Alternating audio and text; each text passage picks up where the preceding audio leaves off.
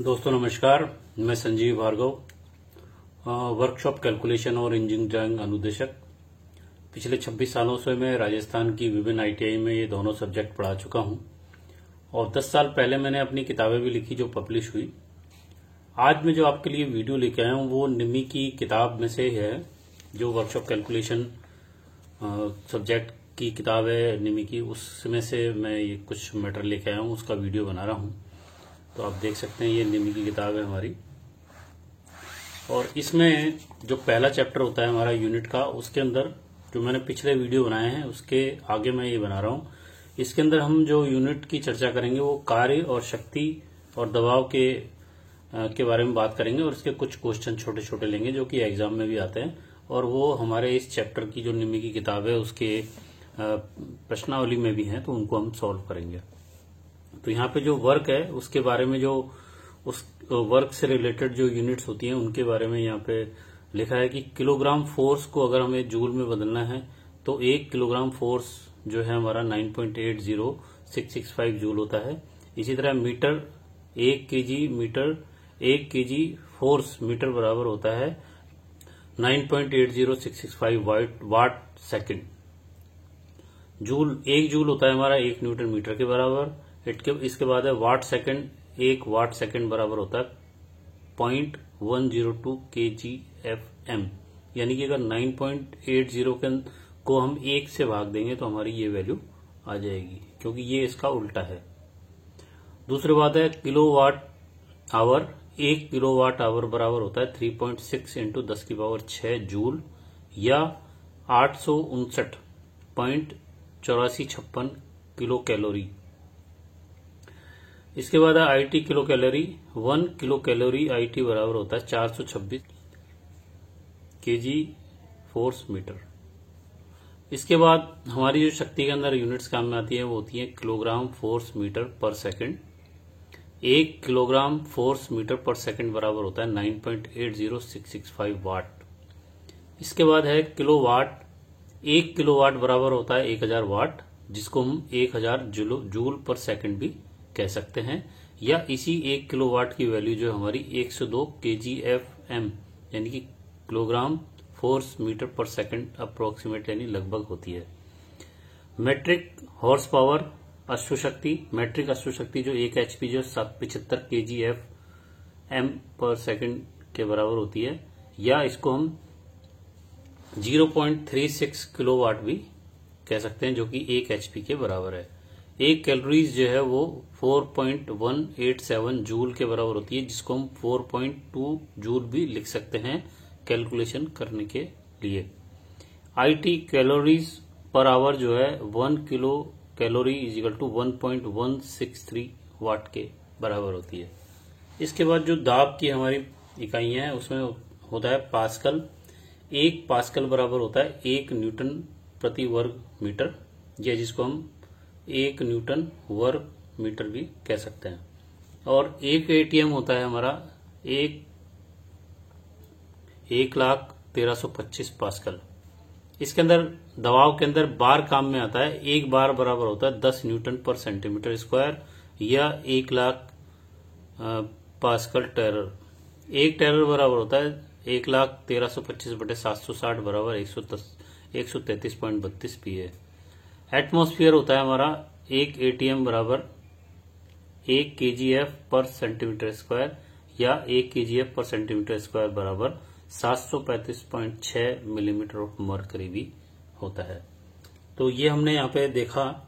उसके बाद अगर हम कुछ ज्यामितीय मात्राओं की यूनिट्स के बारे में बात करें तो यहाँ पे L सिंबल है, फिजिकल क्वांटिटी है, कन्वेंशनल यूनिट है, SI यूनिट है, और सिंबल ऑफ SI यूनिट। तो हमारा जो इस समय सिस्टम चल रहा है वो इंटरनेशनल लेवल पे सिस्टम ऑफ इंटरनेशनल यूनिट्स। तो इसके अंदर L जो है लेंथ के लिए काम में आता है, इसकी कन्वेंशनल यूनिट मीटर होती है, इसको हम M से ही लिखते हैं, जो कि लेंथ के लिए SI यूनिट के सिंबल है।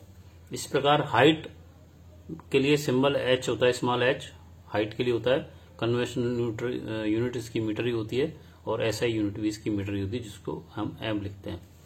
बी यानी विड्थ है, चौड़ाई है, चौड़ाई की भी कन्वेंशनल यूनिट मीटर है और एसआई यूनिट भी मीटर है।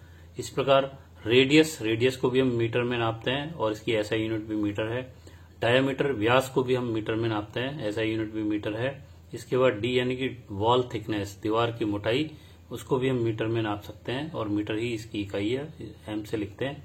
इसके बाद एस का मतलब है लेंथ ऑफ पाथ, यानी कि किसी पथ का लंबाई, उसको भी हम मीटर में नापते हैं। इसके बाद ए है, ए का मतलब यहाँ पे एरिया है, जो कि हम वर्ग मीटर में नापते हैं, या इसको m की पावर 2 भी लिख सकते हैं या स्क्वायर मीटर लिख सकते हैं। इसकी एसआई यूनिट भी स्क्वायर मीटर या मीटर स्क्वायर होती है।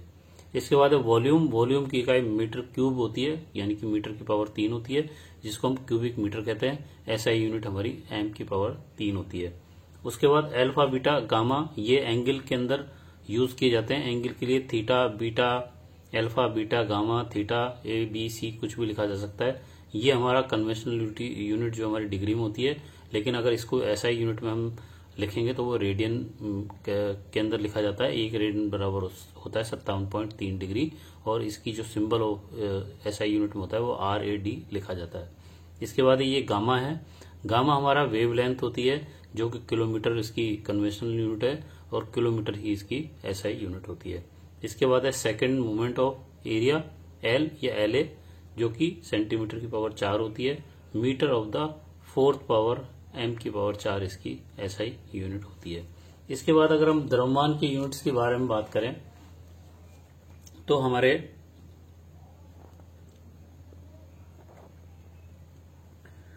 m लिखा जाता है मास के लिए, इसकी इकाई केजी होती है। किलोग्राम इसको हम एसआई यूनिट में बोलते हैं और केजी ही इसकी एसआई यूनिट का सिंबल है। इसके बाद है डेंसिटी, इसको गामा कहते हैं। जी ऑब्लिक सेंटीमीटर की पावर 3 और आई जे यानी कि मोमेंट ऑफ इनर्शिया केजी में होता है, इसकी इकाई मीटर स्क्वायर होती है और न्यूटन मीटर इसकी एसआई यूनिट होती है। तो हमने यहाँ पे ज्यामितीय मात्रा, द्रव्यमान, कार्य और शक्ति की यूनिट्स के बारे में चर्चा करी, उसकी एसआई यूनिट भी हमने पढ़ी। यहाँ पर जो ये सवाल दे रखे हैं छोटे छोटे, यही सवाल हमारे एनसीईआरटी के एग्जाम के अंदर आते हैं, इसलिए इसको मैंने सॉल्व करने का प्रयास किया है। हमने जो अभी कार्य शक्ति ऊर्जा के रिलेटेड में जो यूनिट्स पढ़ी, उसके रिलेटेड ये सवाल छोटे छोटे हैं जो कि एग्जाम में भी आते हैं। तो मैं यहाँ पे इसको सॉल्व करके आपको दिखाता हूँ। इसके अंदर पहला जो सवाल है वो है 3 न्यूटन मीटर को जूल में बदलिए। तो यहाँ पर हम जानते हैं कि यहाँ पे हम जानते हैं कि 1 न्यूटन मीटर बराबर 1 जूल होता है, इसलिए 3 न्यूटन मीटर बराबर 3 इंटू 1 बराबर 3 जूल हो जाएगा, जो कि उत्तर होगा।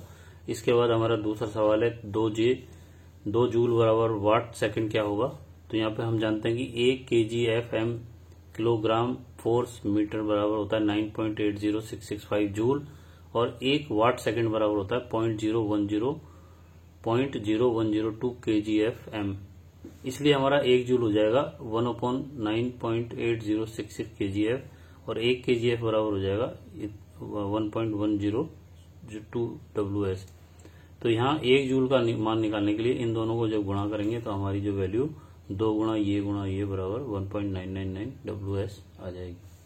इसके बाद 12 जूल को किलो जूल में बदलें तो हम जानते हैं कि 1 किलो जूल बराबर होता है 1000 जूल और यहाँ पे 1 जूल का मान निकालने के लिए इस 1000 का हम 1 किलो के अंदर 1 के अंदर भाग देंगे तो 1/1000 बराबर किलो जूल आएगा। क्योंकि यहाँ पर छोटी राशि का मान बड़ी राशि में बदलने पर भाग दिया जाता है, इसलिए हम यहाँ पे 1 में 1000 का भाग देंगे, जिससे कि हमारी छोटी राशि बड़ी राशि में कन्वर्ट हो जाएगी और ये मान हमारा दशमलव में आएगा। तो यहाँ पे 12 जूल बराबर हो जाएगा 12 गुणा 1/1000। तो 12 में जब 1000 का भाग दिया जाएगा तो ये पॉइंटों में 0.012 आएगा, या इसको हम 12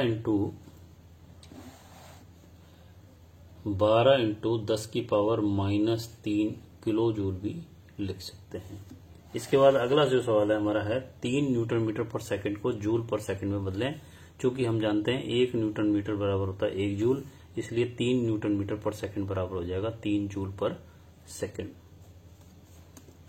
इसके बाद 5वां सवाल हमारा है 8 जूल पर सेकंड को जूल पर सेकंड बदलें तो सीधा ही 8 जूल पर सेकंड हो जाता है। इसके बाद अगला सवाल है हमारा 5 न्यूटन बराबर इसको किलो न्यूटन में बदलें।